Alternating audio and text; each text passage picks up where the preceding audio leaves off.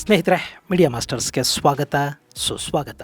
ಗೆಳೆಯರೆ, ಅನಾನುಭವಿಗಳಿಗೆ ಅಧಿಕಾರ ಸಿಕ್ಕರೆ ಅಲ್ಲಿ ಅನಗತ್ಯ ವಿವಾದಗಳು ತಲೆ ಎತ್ತತ್ವೆ. ಇನ್ನು ಯಾವುದೇ ರಾಜಕಾರಣಿ ವಿರೋಧ ಪಕ್ಷದಲ್ಲಿದ್ದಾಗ ಮಾತಾಡೋದಿಕ್ಕೂ, ಅಧಿಕಾರಕ್ಕೆ ಬಂದ ಮೇಲೆ ತಾವೇ ಹಚ್ಚಿದ ಬೆಂಕಿಯನ್ನು ಸರಿಪಡಿಸಬೇಕಾಗಿ ಬಂದಾಗ ಅವರ ವರ್ತನೆಗಳು, ಮಾತುಗಳಿಗೂ ಸಾಕಷ್ಟು ವ್ಯತ್ಯಾಸ ಇರುತ್ತೆ ಅನ್ನೋದನ್ನ ಈಗ ನೇಪಾಳದ ಜೆನ್ಜಿ ಪ್ರಧಾನಿ ಕೂಡ ತೋರಿಸ್ಕೊಡ್ತಾ ಇದ್ದಾರೆ. ಮೊನ್ನೆ ಪಾರ್ಲಿಮೆಂಟ್ ಅಲ್ಲಿ ನಿಂತ್ಕೊಂಡು ಭಾರತದ ಭೂಭಾಗವನ್ನ ನೇಪಾಳ ಕೂಡ ಆಕ್ರಮಿಸಿಕೊಂಡಿದೆ ಅಂತ ಅವರು ಹೇಳಿದ್ದು ಈಗಲ್ಲಿ ತೀವ್ರ ವಿವಾದಕ್ಕೆ ಕಾರಣ ಆಗ್ತಾ ಇದೆ. ನೇಪಾಳದ ಪ್ರಧಾನಿ ಭಾರತದ ಕೈಗೊಂದು ಬಹುದೊಡ್ಡ ಆಯುಧವನ್ನು ಕೊಟ್ಟುಬಿಟ್ರು ಅಂತ ಅಲ್ಲಿನ ಪ್ರತಿಪಕ್ಷಗಳು ಹೇಳೋದಕ್ಕೆ ಶುರು ಮಾಡಿವೆ. ಹಾಗಾದ್ರೆ ಭಾರತದ ನೆಲವನ್ನ ನಿಜಕ್ಕೂ ನೇಪಾಳ ಆಕ್ರಮಿಸಿಕೊಂಡಿದೆಯಾ, ಅಥವಾ ನೇಪಾಳದ ನೆಲವನ್ನ ಭಾರತ ಆಕ್ರಮಿಸಿಕೊಂಡಿದೆ, ಆ ಬಗ್ಗೆ ಬಾಲೇನ್ ಏನೂ ಮಾತಾಡ್ತಾ ಇಲ್ಲ ಅನ್ನೋ ಪ್ರತಿಪಕ್ಷಗಳ ಆರೋಪಗಳಿಗೆ ಉತ್ತರ ಕೊಡೋ ಪ್ರಯತ್ನದಲ್ಲಿ ನೇಪಾಳದ ಜನರನ್ನ ಸಮಾಧಾನ ಮಾಡೋದಿಕ್ಕೆ, ಅವರನ್ನ ತೃಪ್ತಿಪಡಿಸೋದಿಕ್ಕೆ ಹೋಗಿ ಬಾಲೇನ್ ತಮ್ಮ ಕಾಲ್ ಮೇಲೆ ತಾವೇ ಕಲ್ಲು ಹಾಕೊಂಡ್ರ? ಅಲ್ಲಿ ಭಾರತ ನೇಪಾಳದ ನಡುವಿನ ಗಡಿ ವಿವಾದ ಏನು, ಯಾಕೆ ಅದನ್ನ ನೇಪಾಳ ವಿವಾದವನ್ನಾಗಿ ಮಾಡ್ತಾ ಇದೆ, ಬನ್ನಿ ನೋಡೋಣ.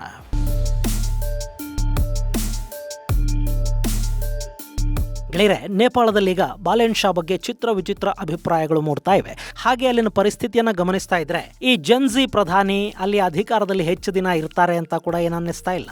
ಒಂದ್ ಕಡೆ ಬಾಲೇನ್ ಶಾ ಚುನಾವಣಾ ಘೋಷಣೆಗಳನ್ನ ಈಡೇರಿಸಬೇಕು ಅಂದ್ರೆ ಭಾರತದ ಜೊತೆ ಸಂಬಂಧಗಳನ್ನ ಚೆನ್ನಾಗಿಟ್ಕೋಬೇಕು. ಅವರು ನೇಪಾಳದಲ್ಲಿ ಉದ್ಯೋಗ ಸೃಷ್ಟಿ, ಆರ್ಥಿಕ ಅಭಿವೃದ್ಧಿ, ತಲಾದಾಯದ ಏರಿಕೆ ಇಂಥ ಹಲವಾರು ಭರವಸೆಗಳನ್ನ ಕೊಟ್ಟಿದ್ದಾರೆ, ಕನಸುಗಳನ್ನ ಹುಟ್ಟಿಸಿದ್ದಾರೆ. ಭಾರತದ ಜೊತೆ ಸಂಬಂಧಗಳು ಚೆನ್ನಾಗಿರದೇ ಇದ್ರೆ ಆ ಯಾವ ಬಯಕೆಗಳು ಈಡೇರೋದಿಲ್ಲ.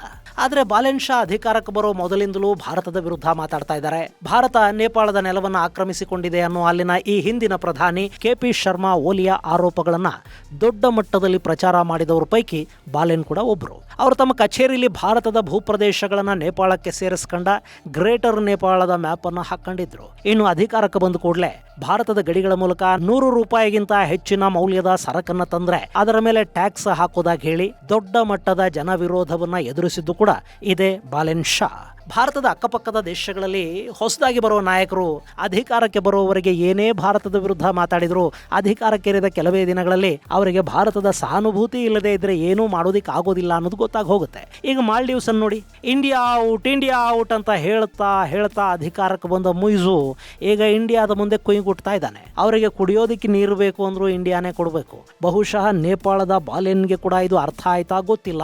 ಆದ್ರೆ ಮೊನ್ನೆ ತಮ್ಮ ಹಳೆ ತಪ್ಪನ್ನ ತಿದ್ದುಕೊಳ್ಳೋ ಪ್ರಯತ್ನದ ಭಾಗವಾಗಿನೋ ಏನೋ ಆತ ಇನ್ನೂ ಒಂದು ದೊಡ್ಡ ವಿವಾದಕ್ಕೆ ಕಾರಣ ಆಗಿದ್ದಾರೆ. ಗೆಳೆಯರ, ಬಾಲೇನ್ ಬಗ್ಗೆ ನೇಪಾಳದ ಮಾಧ್ಯಮಗಳು ಹೇಗೆ ಬರಿತಾ ಇವೆ ಅಂದ್ರೆ, ಬಾಲೇನ್ ಮಾತಾಡಬೇಕಾದ ವಿಷಯಗಳ ಬಗ್ಗೆ ಮಾತೇ ಆಡ್ತಾ ಇರಲಿಲ್ಲ, ಆತ ಮೌನವಾಗಿದ್ರು. ಪ್ರತಿಪಕ್ಷಗಳು ಮಾತಾಡಿ ಅಂತ ಒತ್ತಡ ಹೇರೋದಕ್ಕೆ ಶುರು ಮಾಡಿದ ನಂತರ ಅವರೀಗ ಬಾಯಿ ಬಿಟ್ಟಿದ್ದಾರೆ. ಆದ್ರೆ ಅದು ಈಗ ದೊಡ್ಡ ವಿವಾದವಾಗಿದೆ ಅಂತ ಅಲ್ಲಿನ ಮಾಧ್ಯಮಗಳು ಬರಿತಾ ಇವೆ. ಅದು ಆಗಿರೋದು ಕೂಡ ಹಾಗೇನೆ. ಭಾರತ ಮತ್ತು ನೇಪಾಳದ ನಡುವೆ ಗಡಿ ವಿವಾದ ಒಂದು ಭುಗಿಲೆದ್ದದ್ದು KP ಶರ್ಮಾ ಓಲಿ ಅನ್ನೋ ಮನುಷ್ಯ ಅಲ್ಲಿ ಪ್ರಧಾನಿಯಾಗಿದ್ದ ಅವಧಿಯಲ್ಲಿ. ಅವತ್ತಿಗಾತ ಚೈನಾದ ತೊತ್ತಾಗಿದ್ದ. ಅಧಿಕಾರ ಅಲ್ಲಾಡ್ತಾ ಇತ್ತು, ಸರ್ಕಾರಕ್ಕೆ ಬಹುಮತ ಇರಲಿಲ್ಲ, ಬೆಲೆ ಏರಿಕೆಯಿಂದ ಹಿಡಿದು ನಾನಾ ಸಮಸ್ಯೆಗಳಲ್ಲಿ ನೇಪಾಳ ನರಳುತ್ತಾ ಇತ್ತು. ಜನರ ಅಟೆನ್ಷನ್ ಡೈವರ್ಟ್ ಮಾಡಬೇಕಿತ್ತು, ಜೊತೆಗೆ ಚೈನಾದ ಕೆಲ ಸೂಚನೆಗಳು ಇದ್ವು. ಹೀಗಾಗಿ ಓಲಿ ಭಾರತ ನಮ್ಮ ನೆಲವನ್ನು ಆಕ್ರಮಿಸಿಕೊಂಡಿದೆ ಅಂತ ಸುಳ್ಳೇ ಒಂದು ಗಡಿ ವಿವಾದ ತೆಕ್ಕೊಂಡು ಕೂತ. ಸಾಮಾನ್ಯವಾಗಿ ಗಡಿ ವಿವಾದಗಳು ಜನರ ಭಾವನೆಗಳನ್ನು ಬೇಗ ಕೆರಳಿಸಿ ಬಿಡುತ್ತವೆ. ಅಲ್ಲಿ ಕೂಡ ಹಾಗೆ ಆಯಿತು. ನೇಪಾಳದ ಜನ ಭಾರತದ ವಿರುದ್ಧ ಮಾತಾಡೋದಕ್ಕೆ ಶುರು ಮಾಡಿದ್ರು. ಅದು ರಾಜಕೀಯ ಲಾಭವನ್ನು ತಂದು ಕೊಡುತ್ತೆ ಅನ್ನೋದು ಅರ್ಥ ಆದ ಮೇಲೆ ಬಾಲೇನ್ ಶಾ ಥರದವರು ಕೂಡ ಅದನ್ನ ಬಳಸ್ಕೊಳ್ಳೋದಕ್ಕೆ ನಿಂತರು. ಆದ್ರೆ ಓಲಿಯ ನಂತರ ಪ್ರಚಂಡ ಪ್ರಧಾನಿ ಆದ್ರಲ್ಲ, ಆಗ ಈ ವಿವಾದ ತಣ್ಣಗಾಯ್ತು. ನೇಪಾಳದ ಸರ್ಕಾರ ಅದರ ಬಗ್ಗೆ ಹೆಚ್ಚು ಮಾತಾಡೋದಿಕ್ಕೆ ಹೋಗಲಿಲ್ಲ. ಆದ್ರೆ ಬಾಲೇನ್ ಮೊನ್ನಿನ ಚುನಾವಣೆಯ ಸಂದರ್ಭದಲ್ಲಿ ಈ ಗಡಿ ವಿವಾದವನ್ನ ಕೂಡ ಪ್ರಸ್ತಾಪ ಮಾಡದೇ ಇರಲಿಲ್ಲ. ಇನ್ನೀಗ ಆತ ಪ್ರಧಾನಿ ದೇಶದ ಆರ್ಥಿಕತೆಯನ್ನು ಸುಧಾರಿಸಬೇಕು, ಅಕ್ಕಪಕ್ಕದ ದೇಶಗಳ ಜೊತೆ ಸಂಬಂಧಗಳನ್ನು ಸರಿಪಡಿಸ್ಕೋಬೇಕು. ಚೈನಾ ಏನು ಅನ್ನೋದು ಬಾಲೇನ್ಗೀಗಾಗಲೇ ಅರ್ಥ ಆದಂತಿದೆ. ಭಾರತದ ನೆರವು ಬೇಕು. ಇನ್ನು ಆತನ ಪಕ್ಷ ರಾಷ್ಟ್ರೀಯ ಸ್ವತಂತ್ರ ಪಾರ್ಟಿ ಭಾರತದ ಸ್ನೇಹವನ್ನು ಬಯಸುತ್ತೆ.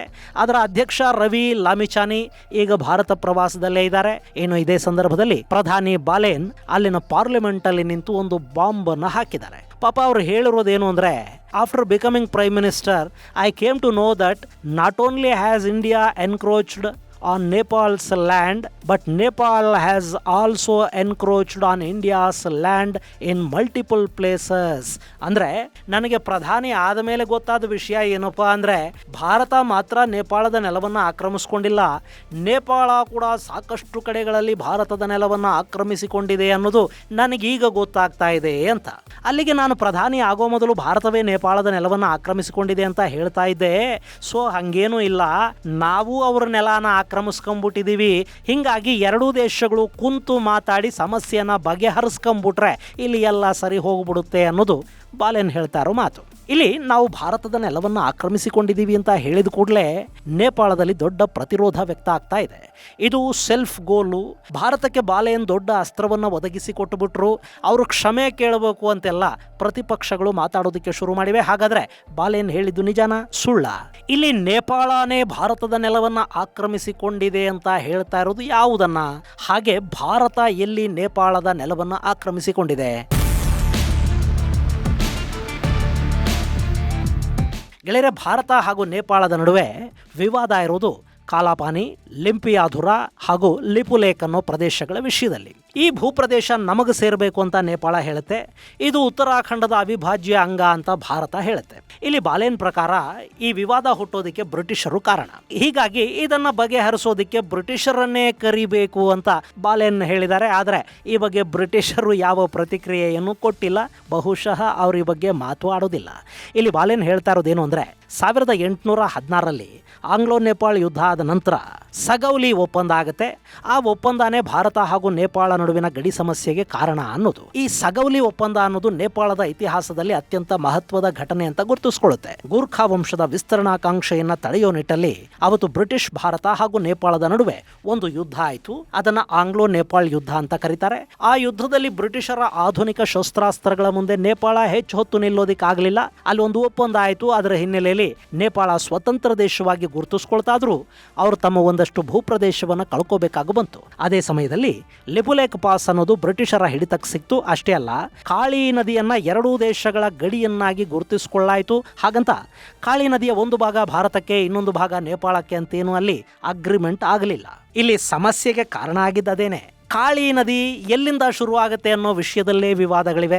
ಭಾರತದ ಪ್ರಕಾರ ಕಾಳಿ ನದಿ ಹುಟ್ಟೋದು ಕಾಲಾಪಾನಿ ಅನ್ನೋ ಪ್ರದೇಶದ ಬಳಿ.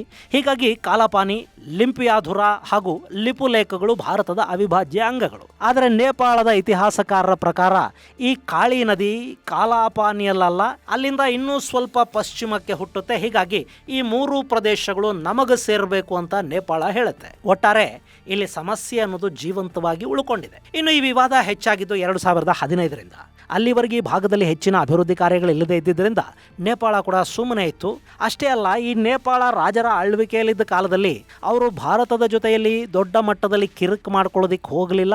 ಸಂಬಂಧಗಳನ್ನು ಚೆನ್ನಾಗಿ ಇಟ್ಕೊಂಡಿದ್ರು. ಆದರೆ ಯಾವಾಗ ಅಲ್ಲಿ ಚೈನಾ ಬೆಂಬಲಿತ ಸರ್ಕಾರಗಳು ಬಂದ್ವೋ ಆ ಬಳಿಕ ಈ ಲಿಪುಲೇಕ್ ಪಾಸ್ನ ವಿವಾದ ಮುನ್ನೆಲೆಗೆ ಬಂತು. ಆಮೇಲೆ ಚೈನಾ ಕೂಡ ನೇಪಾಳದ ಕೈ ಬಿಡ್ತು. ಈ ಪಾಸ್ ಮೂಲಕ ಚೈನಾ ಭಾರತದ ಜೊತೆ ವ್ಯಾಪಾರಗಳನ್ನು ಶುರು ಮಾಡ್ತು. ಅಷ್ಟೊತ್ತಿಗೆ ಇದು ನೇಪಾಳದಲ್ಲಿ ದೊಡ್ಡ ರಾಜಕೀಯ ವಿಷಯವಾಗಿ ಬದಲಾಗಿತ್ತು. ಹಾಗೆ ಭಾರತ ಕೈಲಾಸ ಮಾನಸ ಸರೋವರ ಯಾತ್ರೆಗೆ ಈ ಲಿಪುಲೇಕ್ ಪಾಸ್ ಹಾದಿಯನ್ನ ಆಯ್ಕೆ ಮಾಡಿಕೊಂಡಿದ್ದು ಕೂಡ ನೇಪಾಳದ ಅಸಮಾಧಾನಕ್ಕೆ ಕಾರಣ ಆಯಿತು. ಈ ನೆಲ ನಮಗೆ ಸೇರಿದ್ದು, ನಮ್ಮ ಅನುಮತಿ ತಗೊಳ್ಳದೆ ಅಲ್ಲಿ ಭಾರತ ವ್ಯಾಪಾರ, ಯಾತ್ರಾ ಮಾರ್ಗ ಎಲ್ಲವನ್ನ ನಿರ್ಮಾಣ ಮಾಡಿಕೊಳ್ತಾ ಇದೆ ಅಂತ ನೇಪಾಳ ಹೇಳೋದಕ್ಕೆ ಶುರು ಮಾಡ್ತು. ಗೆಳೆಯರೆ, ಈ ಲಿಪುಲೇಕ್ ಪಾಸ್ ಮೂಲಕ ಕೈಲಾಸ ಮಾನಸ ಸರೋವರ ಯಾತ್ರೆ ಆರಂಭಗೊಳ್ಳೋದಕ್ಕೂ ಮೊದಲು ಭಾರತದ ಯಾತ್ರಾರ್ಥಿಗಳು ಒಂದು ಸಿಕ್ಕಿಂ ಮೂಲಕ ಶಿಗಸ್ತೆಗೆ ಹೋಗ್ತಾ ಇದ್ರು. ಎರಡನೇ ಹಾದಿಯಾಗಿ ನೇಪಾಳ ಬಳಕೆ ಆಗ್ತಾ ಇತ್ತು.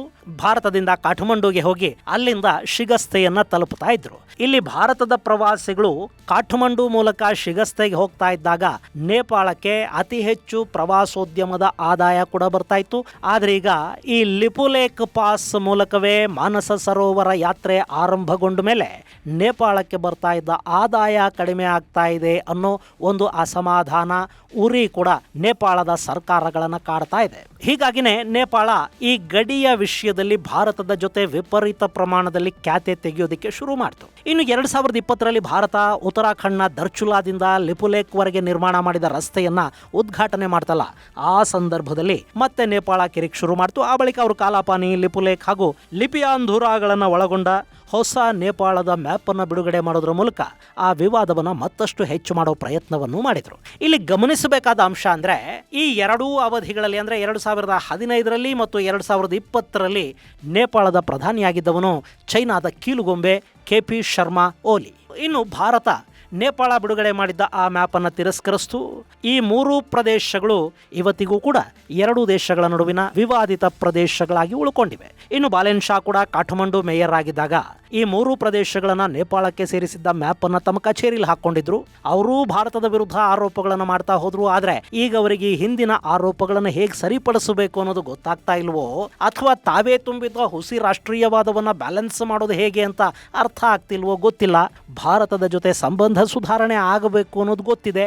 ಅದನ್ನು ಮಾಡ್ಕೊಳ್ಳೋದಿಕ್ಕೆ ಹೋದ್ರೆ ಇಷ್ಟು ದಿನ ಭಾರತವನ್ನ ಬೈದಿದ್ದು ನೀನೇ ಅಲ್ವಾ ಅಂತ ಅಲ್ಲಿನ ಪ್ರತಿಪಕ್ಷಗಳು ಹಾಗೂ ಜನ ಕೂಡ ಕೇಳೋ ಚಾನ್ಸ್ ಇರುತ್ತೆ. ಸೊ ನಾವು ಭಾರತದ ನೆಲವನ್ನು ಆಕ್ರಮಿಸಿಕೊಂಡಿದ್ದೀವಿ ಅಂತ ಹೇಳಿಬಿಟ್ರೆ ಸ್ವಲ್ಪ ಸಮಸ್ಯೆ ಬ್ಯಾಲೆನ್ಸ್ ಆಗುತ್ತೆ, ನ್ಯೂಟ್ರಲ್ ಆಗೋ ಸಾಧ್ಯತೆಗಳಿರುತ್ತವೆ. ನೋಡಿ, ಭಾರತ ಅಷ್ಟು ದೊಡ್ಡ ದೇಶ, ನಾವು ಆಕ್ರಮಿಸ್ಕೊಂಡ್ರೂ ಸುಮ್ಮನೆ ಕೂತಿದೆ. ಸೊ ನಾವು ಕೂಡ ಸದ್ಯಕ್ಕೊಂದು ಸ್ವಲ್ಪ ಸುಮ್ಮನೆ ಆಗ್ಬಿಟ್ಟು ಪರಸ್ಪರ ಮಾತುಕತೆಗಳ ಮೂಲಕ ಸಮಸ್ಯೆ ಬಗೆಹರಿಸ್ಕೊಳ್ಳೋ ಪ್ರಯತ್ನ ಮಾಡೋಣ, ಅಲ್ಲಿವರೆಗೆ ಭಾರತದ ಜೊತೆ ಉತ್ತಮ ಬಾಂಧವ್ಯವನ್ನು ಇಟ್ಟುಕೊಳ್ಳೋಣ ಅಂತ ಅಲ್ಲಿನ ಜನರ ತಲೆ ಸಬರೋ ಕೆಲಸವನ್ನ ಬಾಲೆಯನ್ನು ಮಾಡೋದಿಕ್ಕೆ ಹೋದ್ರ ಆತನ ಮಾತುಗಳನ್ನ ಕೇಳಿಸ್ಕೊಳ್ತಾ ಇದ್ರೆ ಹಾಗೂ ಅನ್ನಿಸ್ತಾ ಇಲ್ಲ. ಬಾಲೆಯನ್ನು ಬೇಕಂತಲೇ ಭಾರತವನ್ನ ವಿವಾದಕ್ಕೆ ಎಳೆದ್ರ. ನೇಪಾಳ ಕೂಡ ಭಾರತದ ಗಡಿಯನ್ನು ಆಕ್ರಮಿಸಿಕೊಂಡಿದೆ ಅಂತ ಹೇಳಿದ್ರೆ ಭಾರತದ ಸರ್ಕಾರದ ವಿರುದ್ಧ ಒಂದಷ್ಟು ಪ್ರತಿಭಟನೆಗಳು, ಒಂದಷ್ಟು ಮಾತುಗಳು ಕೇಳಿ ಬರೋ ಥರ ಆಗುತ್ತೆ. ಅಂಥ ಪ್ರಯತ್ನವನ್ನೇನಾದರೂ ಅಲ್ಲಿ ಬಾಲೆಯನ್ನು ಮೂಲಕ ಯಾರಾದರೂ ಮಾಡಿಸಿದ್ರ? ಇಲ್ಲ ಅಂತ ಹೇಳೋದಿಕ್ಕಂತೂ ಬರೋದಿಲ್ಲ. ಇನ್ನು ಇಲ್ಲಿ ಬಾಲೆಯನ್ನು ಹೇಳ್ತಾ ಇರೋ ಪ್ರಕಾರ ನೇಪಾಳ ಆಕ್ರಮಿಸಿಕೊಂಡ ಭಾರತದ ನೆಲ ಯಾವುದು? ಗೆಳೆಯರೆ, ನೇಪಾಳ ಮತ್ತು ಭಾರತದ ಗಡಿಯಲ್ಲಿ ಒಂದಷ್ಟು ಭೂಭಾಗವನ್ನ ಬಫರ್ ಝೋನ್ ಅಂತ ಇಡಲಾಗಿದೆ. ಅದು ನೋ ಮ್ಯಾನ್ಸ್ ಲ್ಯಾಂಡ್. ಅಲ್ಲಿ ಎರಡೂ ದೇಶಗಳು ಗಸ್ತು ತಿರುಗೋದಿಲ್ಲ, ಎರಡೂ ದೇಶಗಳು ಆ ಭೂಪ್ರದೇಶವನ್ನು ಬಳಸೋದಿಲ್ಲ. ಅಲ್ಲಿ ಒಂದಷ್ಟು ಕೃಷಿ ಭೂಮಿ ಕೂಡ ಇದೆ. ನೇಪಾಳದ ಒಂದಷ್ಟು ರೈತರು, ಜನ ಅಲ್ಲಿನ ಜಮೀನುಗಳನ್ನ ಆಕ್ರಮಿಸಿಕೊಂಡಿದ್ದಾರೆ. ಅಲ್ಲಿ ನಿಧಾನಕ್ಕೆ ಕೃಷಿ ಚಟುವಟಿಕೆಗಳನ್ನ ಮಾಡ್ತಾ ಮನೆಗಳನ್ನ ಕಟ್ಕೊಳ್ಳೋದು ಕೂಡ ಆಗಿದೆ. ಈ ಹಿಂದೆ ಅಂದ್ರೆ 2023ರಲ್ಲಿ ಆ ಬಗ್ಗೆ ಮಾಧ್ಯಮಗಳು ವರದಿಯನ್ನು ಕೂಡ ಮಾಡಿವೆ. ಇಲ್ಲಿ ಪೂರ್ವ ತೆರಾಯಿ ಫಾರೆಸ್ಟ್ ಭಾಗಕ್ಕೆ ಸೇರುವ ನಾಗರಾ ತೆರಾಯಿ, ಮೇಲಾಘಾಟ್ ಮುಂತಾದ ಕಡೆಗಳಲ್ಲಿ ಒಂದಷ್ಟು ಅತಿಕ್ರಮ ಪ್ರವೇಶ ಈ ನೋಮ್ಯಾನ್ಸ್ ಲ್ಯಾಂಡ್ ಅಲ್ಲಿ ಆಗಿದೆ. ಅದನ್ನ ಸರ್ವೆ ಮಾಡಿ ಅಲ್ಲಿಂದ ಜನರನ್ನ ತೆರವುಗೊಳಿಸೋದಿಕ್ಕೆ ಈ ಹಿಂದೆ ಭಾರತದ ಸರ್ಕಾರ ನೇಪಾಳಕ್ಕೆ ತಿಳಿಸಿತ್ತು. ಇನ್ನು ಕಾಠ್ಮಂಡು ಪೋಸ್ಟ್ ಪ್ರಕಾರ ಸಿರ್ಸಿಯಾ ನದಿ ತೀರ ಅಂದ್ರೆ ಬೀರ್ಗಂಜ್ ಪ್ರದೇಶದಲ್ಲಿ ನದಿಯ ಮಾರ್ಗ ಬದಲಾದ ಕಾರಣದಿಂದ ನೇಪಾಳಿ ರೈತರು ಮೂಲತಃ ಭಾರತಕ್ಕೆ ಸೇರಿದ್ದ ಕೃಷಿ ಭೂಮಿಯನ್ನ ಉಳುಮೆ ಮಾಡತೊಡಗಿದ್ರು. ಹಾಗೆ ಭಾರತದ ರೈತರು ಕೂಡ ಒಂದಷ್ಟು ನೇಪಾಳಕ್ಕೆ ಸೇರಿದ್ದ ಕೃಷಿ ಭೂಮಿಯನ್ನ ಉಳುಮೆ ಮಾಡ್ತಾ ಇದ್ದಾರೆ. ಇದನ್ನ ಕ್ರಾಸ್ ಹೋಲ್ಡಿಂಗ್ ಆಕ್ಯುಪೇಷನ್ ಅಂತ ಕರೆಯಲಾಗುತ್ತೆ ಅಂತ ಕಾಠ್ಮಂಡು ಪೋಸ್ಟ್ ಬರೆದಿದೆ. ಹಾಗೆ ಬಿಹಾರದ ಗಡಿಯ ಸಸ್ತಾ ಬಳಿ ಕೂಡ ಇದೇ ತರ ನೋಮ್ಯಾನ್ಸ್ ಲ್ಯಾಂಡ್ ಅಲ್ಲಿ ಒಂದಷ್ಟು ನೇಪಾಳಿಗಳು ಒತ್ತುವರಿ ಮಾಡಿದ್ದಾರೆ. ಇನ್ನು ಗಂಡಕ್ ನದಿ ತೀರದಲ್ಲಿ 2007ರ ಗಡಿ ಸಮೀಕ್ಷೆಯ ಪ್ರಕಾರ ಸುಮಾರು 1250 ಹೆಕ್ಟೇರ್ನಷ್ಟು ಭಾರತದ ಭೂಭಾಗ ನೇಪಾಳದ ವ್ಯಾಪ್ತಿಯನ್ನ ಸೇರಿದೆ. ಹಾಗೆ 1200 ಹೆಕ್ಟೇರ್ಗಳಷ್ಟು ನೇಪಾಳದ ಭೂಮಿ ಕೂಡ ಭಾರತದ ವ್ಯಾಪ್ತಿಯನ್ನ ಸೇರ್ಕೊಂಡಿದೆ ಅನ್ನೋದು ಗೊತ್ತಾಗಿದೆ. ಇಂಥದ್ದನ್ನು ಬಿಟ್ರೆ ಅಲ್ಲಿ ನೇಪಾಳ ಯಾವುದೇ ಭಾರತದ ನೆಲವನ್ನ ಅಧಿಕೃತವಾಗಿ ಒತ್ತುವರಿ ಮಾಡಿಲ್ಲ ಅಂತ ಅಲ್ಲಿನ ಮಾಧ್ಯಮಗಳು ಹೇಳ್ತಾ ಇವೆ. ಹಾಗೆ ಅಲ್ಲಿನ ಇತಿಹಾಸಕಾರರು, ರಾಜತಾಂತ್ರಿಕರು ಎಲ್ಲರೂ ಕೂಡ ಬಾಲೆನ್ ಹೇಳಿದ್ದು ಸುಳ್ಳು, ಅವರಿಗೆ ಈ ಮಾಹಿತಿ ಎಲ್ಲಿಂದ ಸಿಗುತ್ತು ಅನ್ನೋ ಪ್ರಶ್ನೆಯನ್ನ ಕೇಳೋದಕ್ಕೆ ಶುರು ಮಾಡಿದ್ದಾರೆ. ಒಟ್ಟಾರೆ ಏನೋ ಹೇಳೋದಿಕ್ಕೆ ಹೋಗಿ ಏನು ಹೇಳಬೇಕು ಅಂತ ಗೊತ್ತಾಗದೆ ಬಾಲೆನ್ ಇಲ್ಲಿ ಸಮಸ್ಯೆಯನ್ನ ಮಾಡಿಕೊಂಡಿದ್ದಾರೆ ಅಂತ ನೇಪಾಳದ ಮಾಧ್ಯಮಗಳು ಹೇಳ್ತಾ ಇವೆ. ಇಲ್ಲಿ ಬಾಲೆನ್ ಮಾತು ವಿವಾದದ ರೂಪ ಪಡ್ಕೊಳ್ತಾ ಇದ್ರೆ ಮತ್ತೊಂದು ಕಡೆ ಅವರ ಪಕ್ಷ ರಾಷ್ಟ್ರೀಯ ಸ್ವತಂತ್ರ ಪಾರ್ಟಿಯ ಅಧ್ಯಕ್ಷ ಹಾಗೂ ನೇಪಾಳದ ಉಪ ಪ್ರಧಾನಿ ರವಿ ಲಾಮಿಚಾನಿ ಭಾರತದ ಪ್ರವಾಸದಲ್ಲಿದ್ದಾರೆ. ಇಲ್ಲಿ ನೇಪಾಳ ಭಾರತದ ಸಂಬಂಧಗಳ ಸುಧಾರಣೆಯ ಬಗ್ಗೆ, ನೇಪಾಳದ ಗಡಿಯ ಮೂಲಕ ಭಾರತದ ಶತ್ರುಗಳು ಗಡಿ ದಾಟಿ ಒಳಗೆ ಬಾರದಂತೆ ತಗೋಬೇಕಾದ ಕ್ರಮಗಳ ಬಗ್ಗೆ, ಚೈನಾದ ಇನ್ಫ್ಲೂಯೆನ್ಸ್ಗೆ ನೇಪಾಳ ಬಲಿಯಾಗದಂತೆ ನೋಡಿಕೊಳ್ಳುವ ಬಗ್ಗೆ ರವಿ ಲಾಮಿಚಾನಿ ಜೊತೆ ಭಾರತ ಚರ್ಚೆಗಳನ್ನು ಮಾಡ್ತಾ ಇದೆ. ಇದುಗಳೇ ನೇಪಾಳದ ಗಡಿಗಳ ಬಗ್ಗೆ ಅಲ್ಲಿನ ಅನನುಭವಿ ಪ್ರಧಾನಿ ಮಾತಾಡಿ ಗಾಯ ಮಾಡಿಕೊಳ್ತಾ ಇರೋದ್ರ ಕುರಿತಾದ ಒಂದಷ್ಟು ಮಾಹಿತಿ. ಮುಂದಿನ ಸಂಚಿಕೆಯಲ್ಲಿ ಮತ್ತಷ್ಟು ವಿಶೇಷಗಳ ಜೊತೆ ಮತ್ತೆ ಭೇಟಿಯಾಗೋಣ. ಅಲ್ಲಿವರೆಗೆ ಜೈ ಹಿಂದ್, ಜೈ ಕರ್ನಾಟಕ.